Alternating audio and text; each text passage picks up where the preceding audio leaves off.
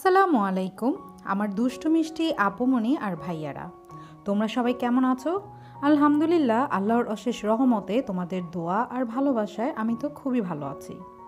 আশা করি তোমরাও সবাই অনেক ভালো আছো। আজকে তোমাদের সাথে শেয়ার করব একটি খুব সুন্দর একটি মসজিদ, আর সেই সাথে শেয়ার করব একটি ভালো মানুষের গল্প। আশা করি আমার আজকের ব্লগটি তোমাদের কাছে অনেকই ভালো লাগবে।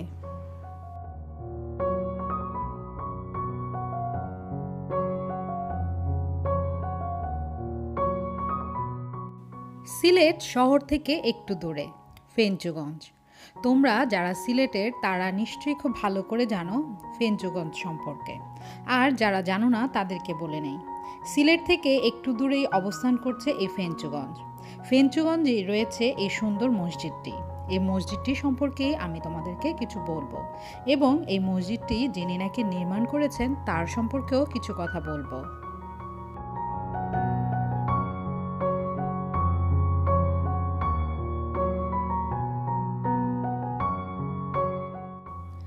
সিলেট শহর থেকে ফেঞ্চুগঞ্জে যেতে সময় লাগে প্রায় আধা ঘন্টা, আর যাওয়ার পরিবেশটা কত সুন্দর দেখো। আশেপাশের দৃশ্যগুলো খুবই সুন্দর, আমার কাছে খুবই ভালো লেগেছে। চারিদিকে সবুজ সবুজ আর সবুজ, এবং রয়েছে হাওর। দেখতে দেখতে ফেঞ্চুগঞ্জে কখন পৌঁছে গিয়েছি বুঝতেই পারিনি। এমন সুন্দর পরিবেশে লং ড্রাইভে ঘুরতে গেলেও কিন্তু সবার খুব ভালো লাগে।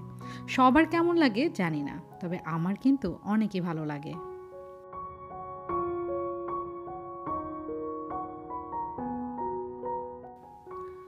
সুন্দর প্রকৃতি পরিবেশ দেখতে দেখতে চলে এসেছি এই মসজিদটির কাছে। আমি তোমাদেরকে যে মসজিদের কথা বলেছি সেটি হচ্ছে এই মসজিদ। এই মসজিদের নাম হচ্ছে দেলোয়ার হোসেন চৌধুরী জামে মসজিদ। অনেক সময় এই রাস্তা দিয়ে আমরা অনেক জায়গায় বেড়াতে যেতাম, তখন গাড়ি থেকে বসে বসে এই মসজিদটা দেখতাম। যখন দেখতাম তখন আমি আমার ওনাকে প্রায় প্রশ্ন করতাম, এত সুন্দর মসজিদ কে তৈরি করেছে? আমার উনি অনেক কথাই অনেক তথ্যই আমাকে দিয়েছেন, আর তখন থেকেই ইচ্ছে ছিল এই মসজিদটি কাছ থেকে দেখার।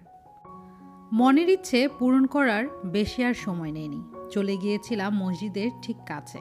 যাওয়ার পর আরও কিছু কিছু সুন্দর জিনিস দেখে আমি তো মুগ্ধ। সেগুলোই আজকে তোমাদেরকে দেখাবো এবং শেয়ার করব।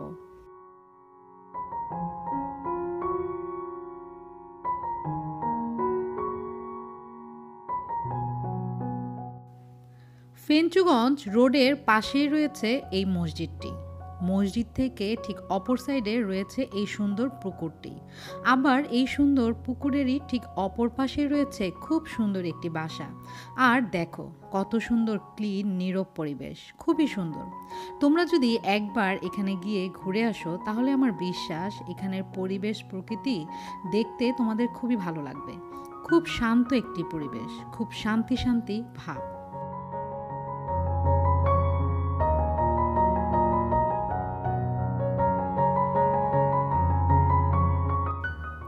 শুরুতেই তোমরা যে মসজিদটি দেখলে সেই মসজিদের নাম তো তোমরা জেনে গিয়েছো, দেলোয়ার হোসেন চৌধুরী জামে মসজিদ।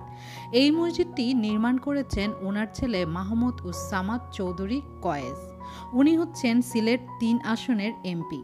অনেকেই নিশ্চয়ই এতক্ষণে চিনতে পেরেছেন যে উনি আসলে কে। আমি কিন্তু এই মসজিদটি দেখার আগ পর্যন্ত ওনাকে চিনতাম না। এই মসজিদটি দেখার পর থেকেই ওনার সম্পর্কে জানার আগ্রহটা আমার বেড়েই গিয়েছিল। কারণ হচ্ছে এত সুন্দর একটি মসজিদ কে তৈরি করেছে সেটা দেখার জন্য। আসলে উনি খুব ভালো একজন মানুষ, এটা আমার মনে হয়। যদিও আমি রাজনীতির কোনো কিছুই কিন্তু বুঝি না, আর আমি রাজনীতিও করি না। ওনাকে ভালো মানুষ মনে করার কারণ হচ্ছে এত সুন্দর একটি মসজিদ তৈরি করেছেন এবং এত সুন্দর একটি পুকুর নির্মাণ করেছেন। দুটি সব সময় খোলা থাকে। আমি এর আগে অনেকগুলো মসজিদ তোমাদের সাথে শেয়ার করেছি।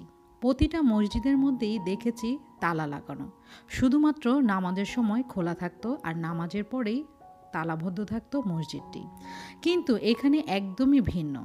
আমি যখন গিয়েছি তখন নামাজ অনেক শেষ হওয়ার অনেক পরে গিয়েছি। যাওয়ার পরেও দেখলাম মসজিদটি খোলা, অনেকেই গিয়ে নামাজ পড়ে বের হচ্ছে। যাদের নাকি নামাজ পড়তে দেরি হয়ে গিয়েছে। তার থেকেও খুব বেশি ভালো লেগেছে এই যে এই পুকুরটি দেখতে পাচ্ছ, এই পুকুরটি এত সুন্দর। অন্যরা হলে এই পুকুরে অবশ্যই তালা মেরে রাখত, কিন্তু অবাক হওয়ার বিষয় কি জানো, এত সুন্দর একটি পুকুর একদম তালা লাগানো নেই। অনেকেই কিছুক্ষণ পরপর এসে এই পুকুরে গোসল করে যাচ্ছে। তো এটা থেকেই বোঝা যায় যে মাহমুদ উস সামাদ চৌধুরী আসলে উনি খুব বড় মনের একজন মানুষ। সাধারণ মানুষের জন্যই খুলে উন্মুক্ত করে রেখেছে এই পুকুরটিও।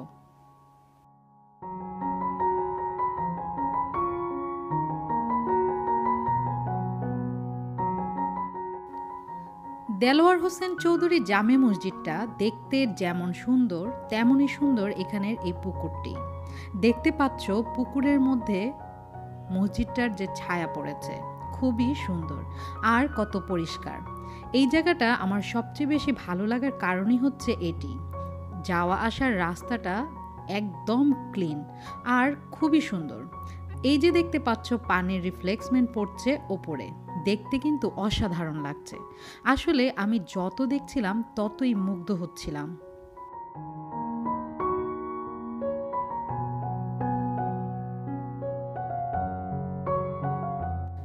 মসজিদ থেকে পুকুরে যাওয়ার রাস্তা, পুকুর থেকে ওনার বাসায় যাওয়ার রাস্তা, পুরোটা রাস্তাই নির্মাণ করেছেন উনি ওনার খরচে। আসলে আল্লাহ ওনাকে যেমন ধন দিয়েছে, তেমনি এই ধন ব্যয় করার মন মানসিকতাও দিয়েছেন। উনি অনেক সেবামূলক কাজ করে বেড়ান। তবে একটি কষ্টের ব্যাপার হচ্ছে ওনার অনেক ধন সম্পদ থাকলেও ওনার কোনো সন্তান নেই। আমরা সব সময় ওনার জন্য অনেক অনেক দোয়া করব, কারণ এই পৃথিবীতে এমন অনেক মানুষ রয়েছে, এমন অনেক ধনী রয়েছে যাদের নাকি অনেক ধন সম্পদ রয়েছে, কিন্তু কাউকে দান করার মতো মন মানসিকতা নেই। কিন্তু মাহমুদ উস সামাদ চৌধুরী কয়েস উনি খুবই ভালো মনের একজন মানুষ, তাই আমরা অন্তরের অন্তঃস্থল থেকে ওনার জন্য অনেক অনেক দোয়া করি আর করব।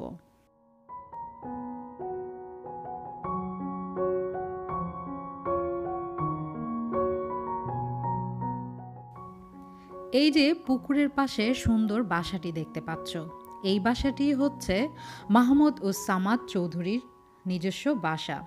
খুব সুন্দর পরিবেশ, বাসার চারিদিকে অনেক সুন্দর সুন্দর গাছ রয়েছে, আর এই যে দেখতে পাচ্ছ ফুলের গাছগুলো আমার কাছে খুবই ভালো লেগেছে। আর আমি যে এতক্ষণ ঘুরে বেরিয়েছি, ভিডিও করেছি, কেউ এসে আমাকে কোনো কিছুই বলেনি। তো বোঝো উনি কতটা নিরাপদ ফিল করে সবার মাঝখানে থেকে। এটাও আর একটা ভালো লাগার মতোই ব্যাপার।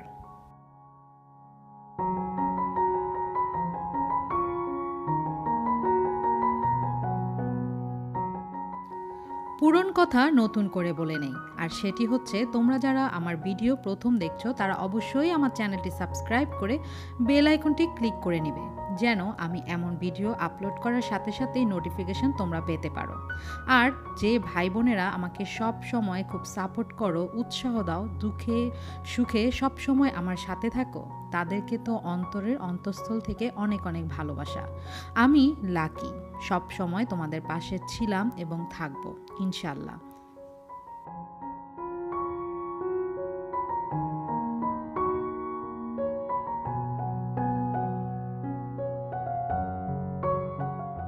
এই জায়গাটা, এই পুকুরটা এবং এই মসজিদটা আমার কাছে এতই ভালো লেগেছে যে আমি এই পুকুরের চারদিক এবং এই মসজিদের সবগুলো সাইড তোমাদেরকে দেখানোর চেষ্টা করেছি।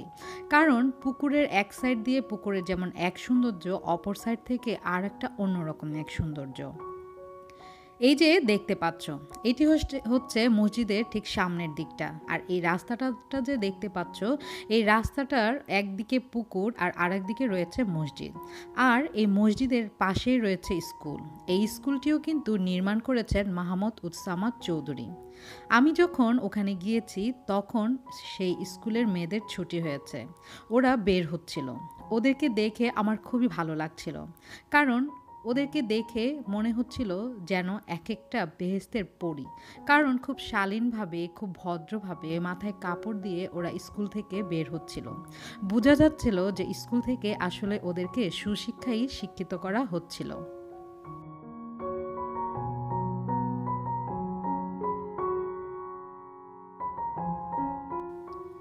এই সেই মসজিদ, দেলোয়ার হোসেন চৌধুরী জামে মসজিদ, যে মসজিদটি নাকি দূর থেকে আমাকে অনেক বেশি টানত।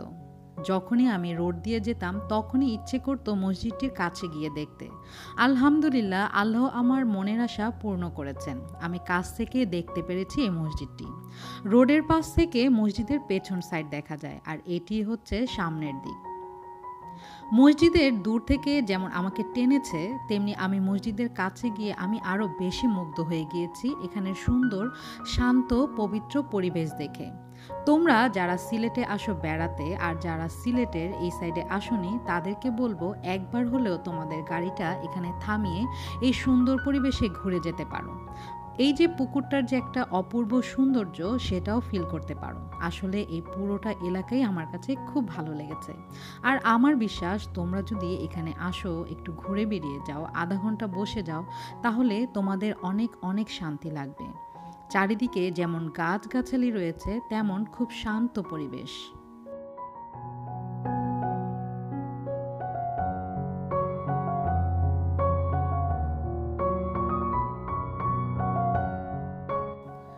মসজিদের সামনে, পেছনে, ডানে, বামে পুরোটাই আমি তোমাদেরকে দেখিয়ে দিয়েছি। এবার বুঝো মসজিদটা আমার কাছে কতটা ভালো লেগেছে। মসজিদটা ভালো লাগার পেছনে সবচেয়ে বড় কারণ যেটা হচ্ছে, সেটা হচ্ছে এখানের মানুষের আনাগোনা। অনেকেই মসজিদ নির্মাণ করেছে অনেক সুন্দর সুন্দর, কিন্তু একদম নীরব। সেখানে তেমন একটা মানুষ নেই, লোকজন নেই, যার জন্য সেগুলো দেখে খুব একটা ভালো লাগেনি, বরং কষ্ট লেগেছিল। এত সুন্দর সুন্দর মসজিদ, কিন্তু কোনো মুসল্লি নেই। কিন্তু এই মসজিদের কাছে এসে আমার কাছে খুবই ভালো লেগেছে, কারণ এই মসজিদটার আশেপাশে যতক্ষণই আমি ছিলাম ততক্ষণই দেখেছি কেউ না কেউ এসে নামাজ পড়ে পড়ে গিয়েছেন। জামাতের সাথে যারা পড়ার তারা তো পড়েছেনই, আর যারা জামাত পায়নি তারা এসে এসে পড়ে পড়ে চলে গিয়েছে। এই জিনিসটা দেখেই আমার সবচেয়ে বেশি ভালো লেগেছে, কারণ মসজিদের মূল সার্থকতা আর মূল সফলতাই হচ্ছে এই মুসল্লি। মসজিদ তো সুন্দর সুন্দর নির্মাণ করা যায়, কিন্তু মসজিদের মধ্যে এর সৌন্দর্য বৃদ্ধি করে এই মুসল্লিরাই।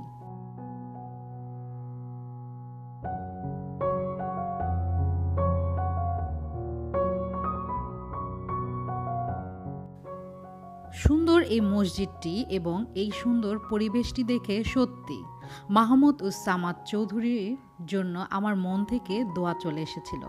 আল্লাহ ওনাকে নেক হায়াত দান করুক এবং ওনার মনের নেক আশা পূর্ণ করুক, কারণ ভালো মানুষের জন্য আসলে মন থেকেই দোয়া চলে আসে। আমরাও সব সময় চেষ্টা করব মানুষের মন জয় করে চলার। কখনো আমরা কারো মনে আঘাত দিব না, কারণ মন ভাঙা মসজিদ ভাঙারই সমান।